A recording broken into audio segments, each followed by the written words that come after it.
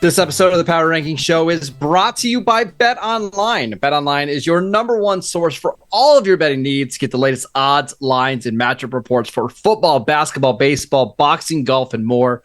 BetOnline continues to be the fastest and the easiest way to place your wagers, including live betting and your favorite casino and card games that are available to play right from your phone. Head to the website or use your mobile device to sign up today and get in on the action. Remember to use promo code BELIEVE for your 50% welcome bonus on your first deposit. Bet online, where the game starts. And that, of course, is the voice of @Marcus_Mosher. This is the Power Rankings Podcast, a.k.a. the Power Rankings Show.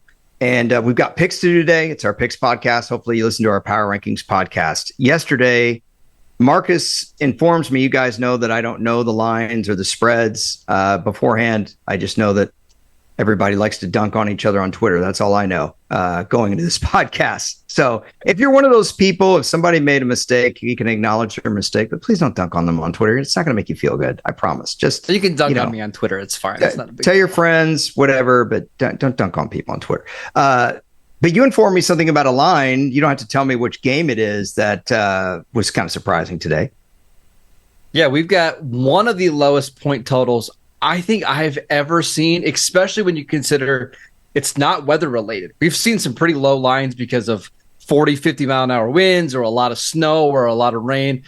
This one is going to be like 55 degrees and sunny, and the point total is shockingly low. I can't wait to talk about it. What do you think? Do you think Vegas is finally catching on to people? I mean, to maybe that they've been a little high because, you know, some of the picks that we had last week, I picked the under on the Bears and the Panthers and the Colts and the Patriots. Those were my locks. And literally, they didn't even get close. Like the Colts Patriots didn't even get anywhere close to the total. So do you think this is maybe an overcorrection, or do you think this is actually good prognostication? I'll save it for when we get to the game, because I think if I give anything more away, you'll know. Okay, so do you remember the spread on the Giants-Cowboys game last week? Yes, it turned out to be 18 before kickoff. Oh my gosh, I thought it was 17. So it got all the way up to, okay. So the Cowboys still covered, by the way. All right, so here's something that I thought of while I was talking to my mom about this and about, you know, like the, and I just checked it right now because I want to be clear. Now I have about 1,000 windows open. So the Giants were that big of underdog because of injuries up front. They've been playing musical chairs in their offensive line, right? Their best tackle even got hurt in this game and then came back. Their best offensive lineman, not their best tackle, their best offensive lineman by far. They were playing Tommy DeVito, who had never started an NFL game before, right? And they've been generally awful the entire year. They got rid of one of their best defensive players, and they're playing the team that's blown out the most teams at home over the last 3 years. That pretty much covers it, right? Yes. Yeah. So it essentially, was not really a fair fight going into that one. Right. So essentially, everybody thought the Giants were awful, injured, and had no shot, and they were 18-point underdogs. And it dawned on me that Super Bowl III, when the Jets and Colts played, the one where Joe Namath said, "We're going to win the game, I guarantee it." The Jets were 18-point underdogs in that game as well by Vegas. So Vegas looked at the AFL champion New York Jets the way they look at the Giants from Sunday. Can you believe that? The Jets with these Hall of Fame players, with Joe Namath. It's pretty remarkable, isn't it, that everyone's heard the story of Joe Namath guaranteeing, but this is how cruddy the AFL was thought to be, that they thought the Tommy DeVito Giants that are, what were the Giants' record coming into this week? 2-7? Something like that? Yeah. Were as good or should be as big an underdog. Isn't that remarkable when you think about it? The Super Bowl team was that big of underdog. It is. Should the Cowboys get credit since they covered the spread? Like, should we put it in the Ring of Honor or hang a banner? Cowboys covered it an 18-point spread? Yeah, maybe so.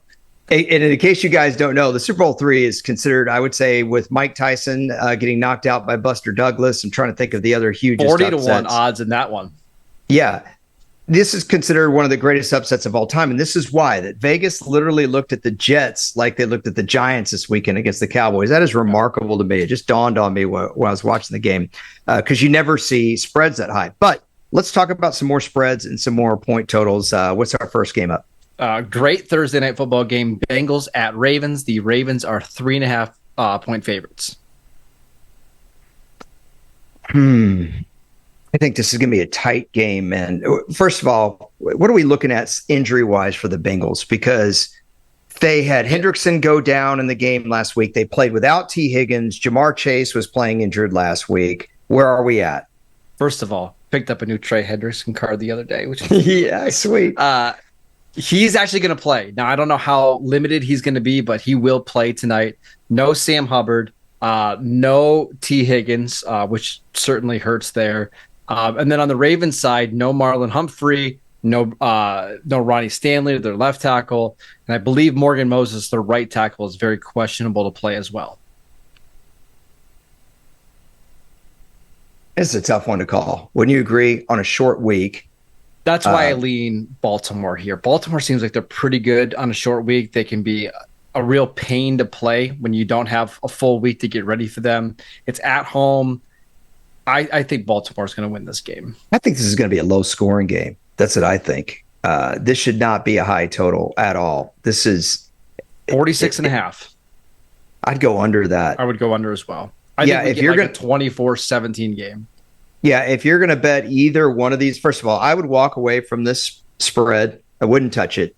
And then I'll pick the Ravens to win outright, even though I don't like that. And I'll take the under on this. So if I were going to bet on anything, I would bet the under. But if you're in your family pool, take the Ravens straight up. All right, our next one, Steelers at Browns. So a lot of line movement in this one. Before Deshaun Watson was announced that he was out, the Browns were favored by 4. When everybody thought it was going to be PJ Walker, the Browns went down to 2.5 point favorites. When it was announced Dorian Thompson-Robinson would start, Pittsburgh ended up being a 1 point favorite. And over the last 12 hours, the Browns have swung back to being 1 point favorites here at home. So I already know you're taking the Steelers. Right. So I was taking the Steelers at +4. So yes, absolutely. Yeah, I'm taking the Browns to win this game, and I would call it a mild upset, even though they're favored by a point here, because I know a lot of people like yourself think this is a game that's just the whole season seems to be unfolding just beautifully for Pittsburgh. Yes. But I'm going to give Cleveland a win. I think they step up here with their defense. This game is at home for them. Give it to Jim Schwartz's defense on this game. I just don't think Pittsburgh can continue to survive with not doing diddly poo for 2.5 quarters on offense forever. Although you've gotten me to believe otherwise on that. Yeah. I will take Cleveland here to cover and win this game. This should be another low total. You want to guess the total here? Is this the lowest total of the week? I mean, yes. I'm going to go 34.5. Oh, I would say 34.5 is what it should be. 32.5. That's too low. That's too low. I can't do that. I cannot advise that. Couple things here. Not only are the Browns without Deshaun Watson and Nick Chubb, both lost to season-ending injuries, both of their starting tackles are on the injured reserve list, and their backup, Dawan Jones, who's been playing really well at right tackle, he got hurt 2 weeks ago, not likely to play. So you're down to your 4th and 5th offensive tackles against Pittsburgh, who have one of the best edge duos in the league. And that's why you're taking Pittsburgh. That's all right. I'm going to stick with my Cleveland pick. Yeah. I'm not going to let you sway me. That's all right. Next one, Raiders at Dolphins. We've got the Dolphins as 13.5 point favorites. That's a big line. I'm not touching that one either. I am. I'm taking the Dolphins all day long to cover that spread with ease. I think they win this game by 20-ish points for a couple of reasons. The Raiders are really slow in their secondary. They've got a lot of older veterans. Their linebackers are terribly slow. They're also coming off a Sunday night football game. They're having to go play on the road at 1:00 against Miami, who's off a bye. I think the Dolphins boat race them here. Yeah, they probably do. I'm just not touching it. I'm staying away. But I'll take the Dolphins to win. All right. Next one. Bears at Lions. The Lions are 8 point favorites. Yeah. Isn't this game in Detroit? It is. Yeah. Give me Detroit to cover that. I know their defense looked really bad last week, but there's a huge difference between playing the Chargers offense and playing this offense. I don't know if any of you have gotten the pleasure of watching the Bears offense this year. But Justin Fields is back this week. Hey, great. Yay. I'm still taking the Lions by 8. Yeah, I'm with you there. Next game. Nice push. Great pushback. Absolutely fantastic game. Giants at Commanders. The Giants won this game a couple weeks ago. 14-7. Now the Commanders are 9-point favorites at home. Oh, gosh. Why do they make them so high? I mean, I would take Washington to win this game, but by 9 points? You think Tommy DeVito is going to be that bad? Yeah. Would you take the Commanders to win by 9? Yeah, I think I will. The Giants lost 2 cornerbacks on Sunday. One thing that Washington does well is throw the ball down the field. Yeah, they do. I think Washington's going to win. I can't make a case for the Giants to cover here. I'm actually with you on this. At least I tried. I gave more of a pushback than you did on the previous game. That's for sure. You just said Justin Fields is playing, and that's it. Great. Titans at Jags, our next one. Jags are favored by 7 at home after getting embarrassed by the 49ers last week. I'll take the Jags to cover. Now, this is usually a really close game, or the Titans do play the Jags tough. Over the last few years, these teams, these are regular opponents. They see each other twice a year. A lot of the times, these AFC South games can be really odd. I remember last year, the Jags made the playoffs, but Houston was awful and went to Jacksonville, won. That said, I think the Jags, I always tell you, this is not a game played on paper. I think the Jags are embarrassed about last Sunday. This is another opportunity at home to right the ship. And if you're giving me Trevor Lawrence versus the Titans secondary, I'm taking Trevor Lawrence. Give me the Jags to cover. I'm with you. I think this is the type of game they bounce back. They score 30-something points, and they remind everybody that they're still the best team in the AFC South outside of the Texans. All right, next one. Cowboys at Panthers. 1 o'clock Eastern game. I want you to guess the spread on this one. I mean, the Cowboys, see, I would think something like 12.5, but they probably overdid it and made it 14. The problem here is that Dallas just doesn't play like that on the road. And, after a game like this, I could see Dallas being a little bit sloppy, but Carolina just cannot match up with Dallas at all. Especially the big mismatch here is the Carolina offense versus the Dallas defense. Am I saying anything that's not accurate here? Where does Carolina win on offense against the Cowboys defense? Give me the matchup. Just give me one. They probably don't. No, I don't love Jordan Lewis on Adam Thielen, but you're still talking about a 30-year-old slot receiver. Cowboys favored by 10.5. I know. I'm washed. 10.5 in this game. So not as high as you thought. I'm going to take the Cowboys to win, but the Panthers to cover. I think this ends up being like a 27-19 type of game where the Cowboys maybe sleepwalk a little bit in the first half. They win, but they don't cover. I think you're wrong on that. I think the Cowboys cover 10.5. I do. I would take them to win that game. And I can't, this is another game that's really hard with the total because I could see this actually being a little bit lower.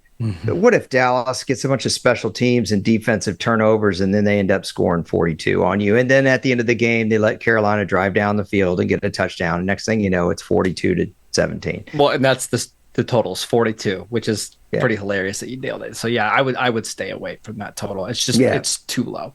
All right, our next game, Elliot. It's another absolute banger. The Chargers at the Packers. Yeah. Chargers 3-point favorites on the road. I'll tell you what a banger is Sammy Hagar on Howard Stern with Joe Satriani playing some of Eddie Van Halen's licks. I think they're going to be at the Forum. It's a really great clip. If you like Van Halen, 5150 is a song they play. They play Mean Streets. I know you guys are excited about that. Chargers favored only by 3.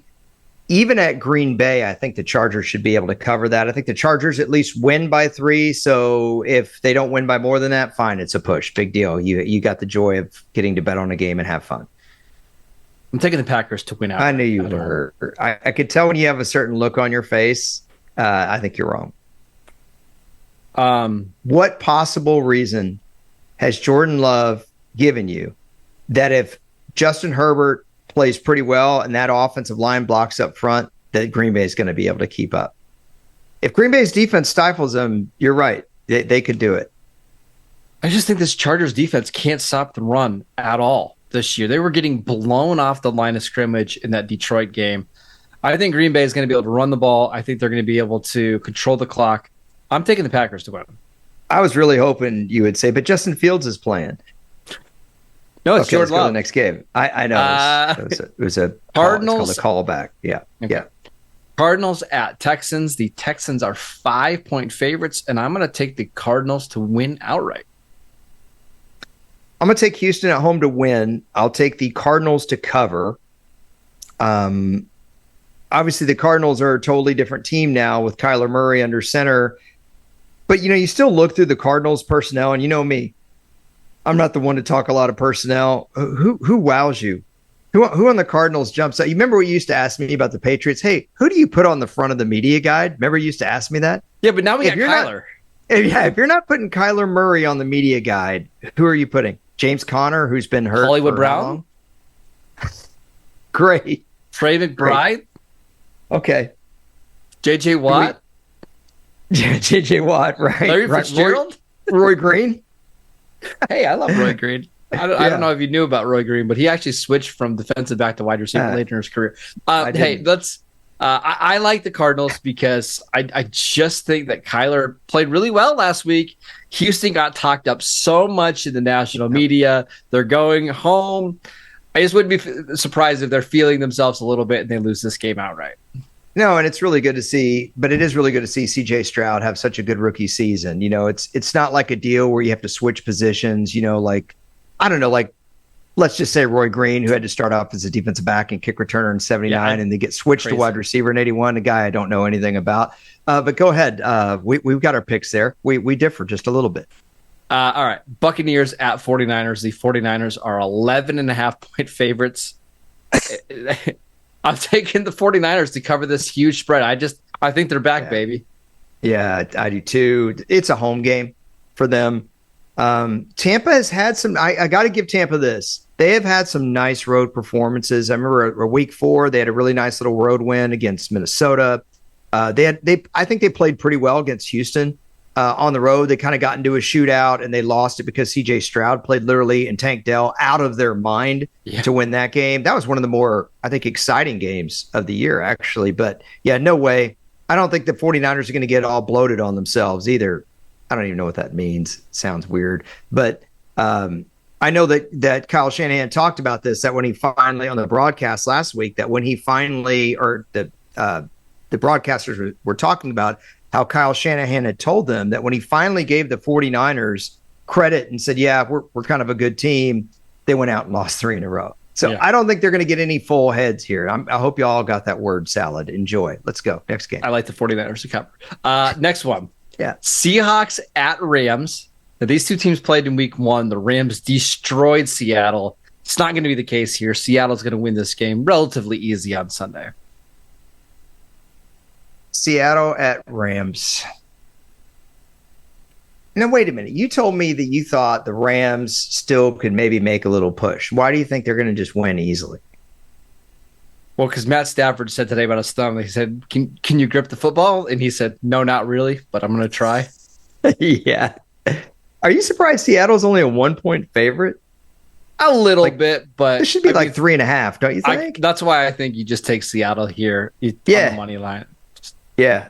Okay, I'm with you. Go. All right. Jets at Bills. Bills 7-point favorites in a game that they've got to win to stay alive. Same with the Jets. This is kind of a loser leaves town match in Buffalo.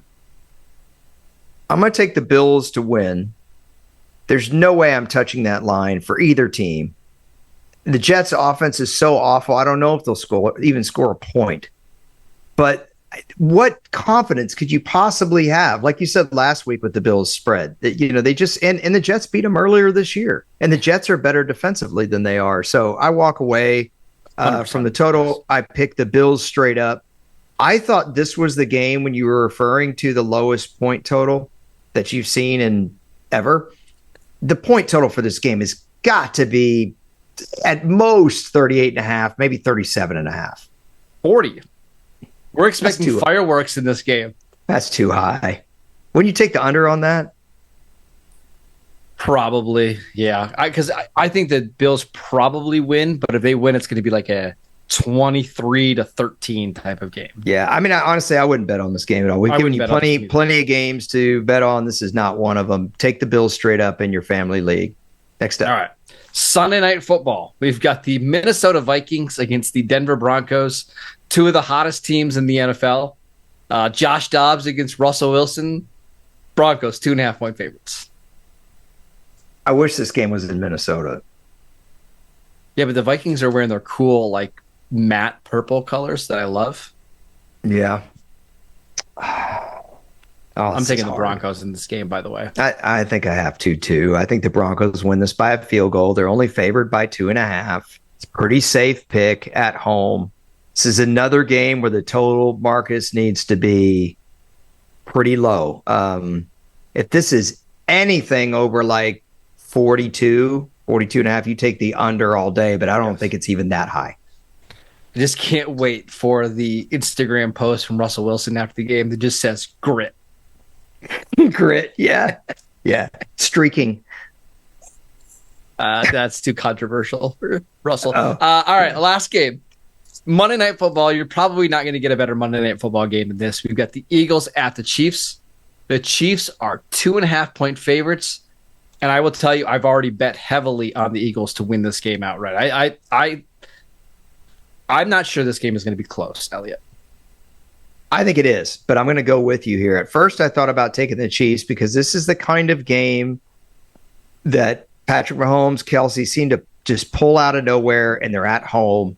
At the same time, matchup-wise, there's a lot of things I don't like. I will say this.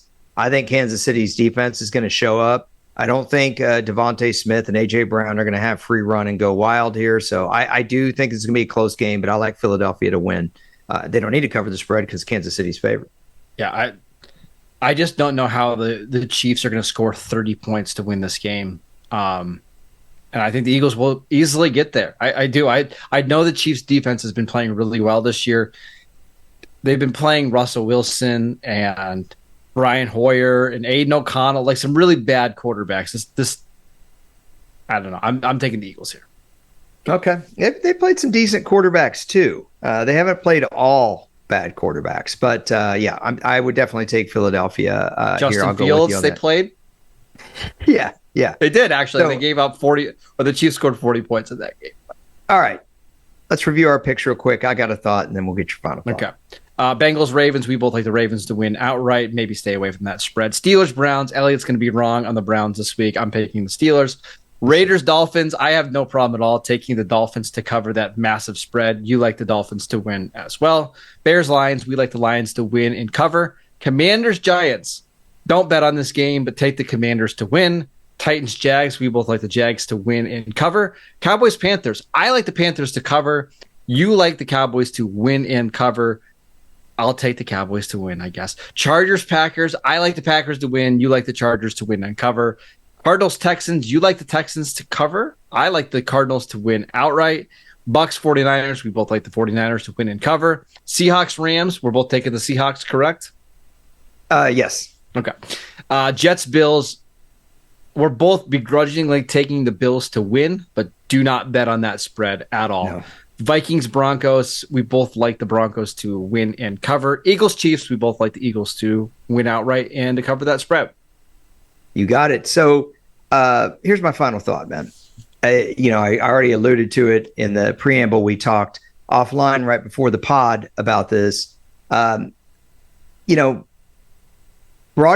deserve to be criticized when they're not doing their job or something like that. And I'm glad we're at a place in our industry or in this industry and in society where people can be criticized for just not doing their job and not for other reasons that have nothing to do with whether you're doing your job or not. And so I don't agree with people calling or trying to get other players to call other players garbage. I don't agree with people, making up quotes. I don't agree with any of that. But all that being said, going on Twitter and dunking on people who are already taking criticism, I promise you it's never going to make you feel good. Like I said, you tell people around you or whatever, but it's just negative energy. That's your little note for the week from me. I know it's not totally sports related, but just don't do it. Don't pull a Marcus on Ezekiel Elliott. That's what I'm saying. Whoa, that's not fair. You're just dunking on me right there. Yeah, now I'm dunking on you. See, but I always say Marcus does a great job. And Marcus doesn't dunk on other broadcasters on Twitter. So even though I may agree with the sentiment that somebody should do their job the right way and everything, it doesn't mean that you need to go publicly and say that to make it worse for them. There you go. I'm done. I just dunk on referees, but that's different. They're fair. Yeah, Carl Cheffers, where are you? Come on down. I didn't mention any names. She did that. Yeah. Bill yeah. Vinovich. You did that. I only got that name from you. I learned it by watching you. Okay. You have any other thought? No, that's it. I'm good. You're good, huh? Okay. Well, that's our podcast for the day. We hope you get some good picks this weekend. Remember, stay away from the ones we tell you to stay away from. They're just not good enough. The Cowboys one, I think you can do, though. But Marcus and Landon McCool will talk about that on Locked On Cowboys. I think Landon thinks they'll cover because I know how these guys think. Remember, Marcus also does the Dynasty podcast for the Locked On Network and he covers the Raiders for USA Today, Raiders Wire, where he gleefully talks about them getting blown out by the Dolphins this week. And he writes for the 33rd team. We thank Courtney at Brinks, or excuse me, in Arizona at Brinks, trying to balance a bunch of things. Thank you so much, Courtney, for your help. I really appreciate it. And we also thank the good folks at Believe and Bet Online. And I think I've thanked enough people. I think we're done. I'm just babbling at this point. Thank you, everyone. Talk to you later. Broncos country. Let's ride.